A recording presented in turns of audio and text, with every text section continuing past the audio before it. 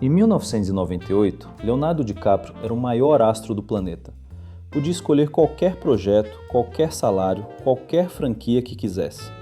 E a primeira coisa que ele fez com esse poder foi usá-lo para fugir da própria imagem. I guess I'd better be getting started, huh? Essa fuga durou 30 anos e, sinceramente, a gente sabe que ela ainda não terminou. A armadilha começa aqui, um ano antes de Titanic. Baz Luhrmann pegou Shakespeare, jogou numa Miami neon dos anos 90 e colocou DiCaprio no centro, como o adolescente mais bonito que o cinema tinha visto em muito tempo. Dost thou not laugh? O filme funcionou, a performance funcionou, e o rosto do DiCaprio foi parar em capa de revista e em cada quarto de adolescente do mundo. O problema é que Romeu mais Julieta fez algo que ele provavelmente não queria. Reduziu ele a uma imagem antes de ser reconhecido como artista. O galã jovem, o rosto perfeito, o cara que as meninas amam. Quando um ator vira símbolo antes de virar nome, é muito difícil sair dessa caixa. E essa caixa estava prestes a virar uma prisão, da qual ele talvez nunca escapasse. É impossível falar de DiCaprio sem falar de Titanic. E é impossível falar de Titanic sem reconhecer que ele é simultaneamente o maior sucesso e o maior desafio da carreira dele. O filme foi a maior bilheteria da história até aquele momento. Jack Dawson virou ícone cultural instantâneo. DiCaprio se tornou o ator mais cobiçado do planeta. A very lucky hand. Com esse poder nas mãos, a escolha óbvia seria fazer o próximo grande romance, manter o status de bom moço, acumular milhões e continuar no topo da cadeia alimentar de Hollywood. Só que os filmes que vieram logo depois, O Homem da Máscara de Ferro e A Praia, não deram certo nem com o público, nem com a crítica. DiCaprio apanhou, refletiu, e quando voltou de verdade, voltou completamente diferente. Ele percebeu que o sucesso que o mundo deu para ele era, na verdade, uma corrente que impedia ele de mostrar quem ele realmente era como ator. A fuga de verdade começa aqui. DiCaprio foi buscar Martin Scorsese. Gangues de Nova York acompanha os conflitos violentos entre gangues no Manhattan do século XIX. E DiCaprio faz Amsterdam Vellum, um homem movido por vingança, cheio de camadas, completamente desprovido do charme fácil que tinha vendido milhões de ingressos 5 anos antes. Well, if I knew what in the hell that meant, I'd be inclined to take offense. Dividir a tela com Daniel Day-Lewis é um dos testes mais difíceis que um ator pode enfrentar.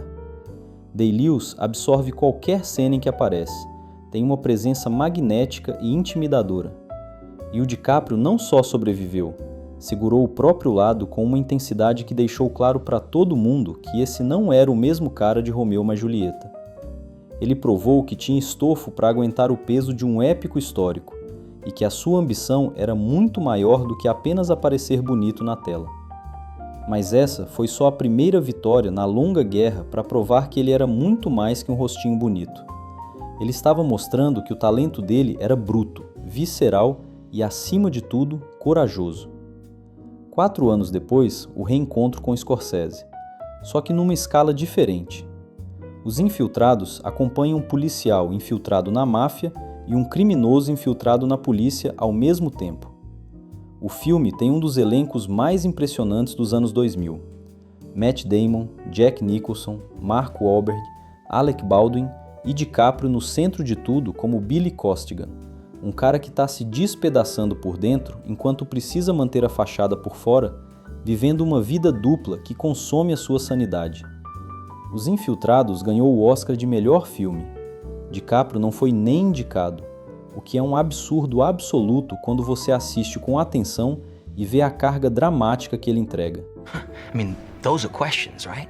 Mas o mais importante é que nessa altura, ninguém mais estava associando o nome dele ao galã do Titanic. 4 anos de Scorsese tinham reescrito a narrativa, mas a reinvenção dele estava apenas começando. Ele sabia que precisava de um choque, algo que fizesse o público esquecer de vez o mocinho. Ele mesmo contou que escolheu o próximo projeto porque queria fugir dos personagens joviais com os quais estava sendo associado. Não era acidente, era estratégia pura. Ele mergulhou de cabeça em O Lobo de Wall Street. Mais uma parceria com Scorsese. Mais uma aposta radical. Jordan Belfort é um corretor da bolsa que constrói um império através de fraude, manipulação e um consumo de drogas que beira o absurdo. É um personagem sem redenção, sem arrependimento genuíno, sem nada que convide o espectador a torcer por ele. E o DiCaprio entrega tudo isso com uma energia que é simultaneamente repulsiva e impossível de tirar os olhos. Tem uma cena específica, a cena do Quaalude, que o DiCaprio improvisou em grande parte e que é uma das coisas mais fisicamente comprometidas que você vai ver num ator desse nível. Rastejando, convulsionando, destruindo o próprio corpo em nome do personagem. Nenhum galã faz isso. É o tipo de escolha que só um cara que fugiu completamente da própria imagem consegue fazer com convicção. Depois de tanta intensidade, parecia que não dava para ir mais longe. Mas aí veio o Quentin Tarantino. Ele é famoso por escalar atores contra o tipo, e com o DiCaprio não foi diferente. Em Era Uma Vez em Hollywood, Rick Dalton é um ator de faroeste dos anos 60, vendo a carreira escorregando pelos dedos, enquanto o mundo ao redor muda rápido demais para ele acompanhar. Inseguro, ansioso, cheio de dúvida, completamente diferente da confiança que o DiCaprio projeta naturalmente na sua vida pública, tem uma cena onde o Rick Dalton tem um surto de choro depois de errar uma fala, e você vê o DiCaprio construindo as camadas de um ator mediano tentando parecer bom, dentro de um filme em que ele próprio é extraordinário. É meta, é inteligente, e é o tipo de coisa que um galã preocupado com a imagem jamais tocaria. That was the best acting I've ever seen in my whole life. O cara que o mundo queria preso num romance eterno estava sendo indicado por interpretar um ator fracassado. Ele estava rindo da própria fama, desconstruindo o mito de Hollywood. E quando parecia que essa transformação já estava completa, ele fez outra escolha reveladora. O projeto mais recente é Uma Batalha Após a Outra, dirigido por Paul Thomas Anderson, e é a prova final.